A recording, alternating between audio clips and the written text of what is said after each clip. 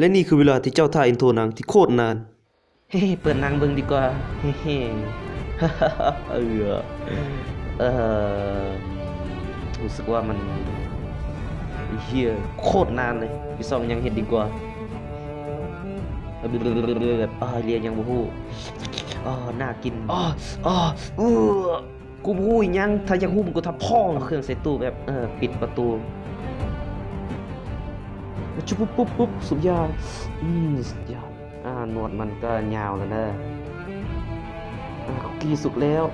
อร่อยเหนื่อยยังบ่จบอีกขดแม่เอ้ย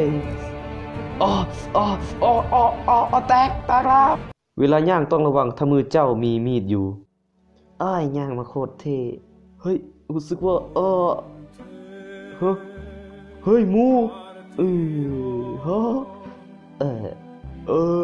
ไม่ทันพอดีเฮ้สุดยอดขอบใจไม่เจ็บจุ๊บเลยเว้ยเฮ้ยนี่คือข้อดีถ้าเจ้ามีเบอร์ของประธานาธิบดีอันสุดท้ายแล้วเฮ้ย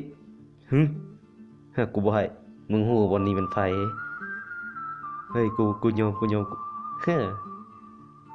หงื่อเฮ้ยมองหน้ามีเรื่องนะกูโทรนะเฮ้ยยอมก็ได้เฮ้ยกูยอมเสียซากเฮ้ยมึงกูมีเบอร์แม่นะเว้ยกูมีปืนเฮ้ยกดผิดนี่ฮู้บ่กูยอมก็ได้ไอ้สัตว์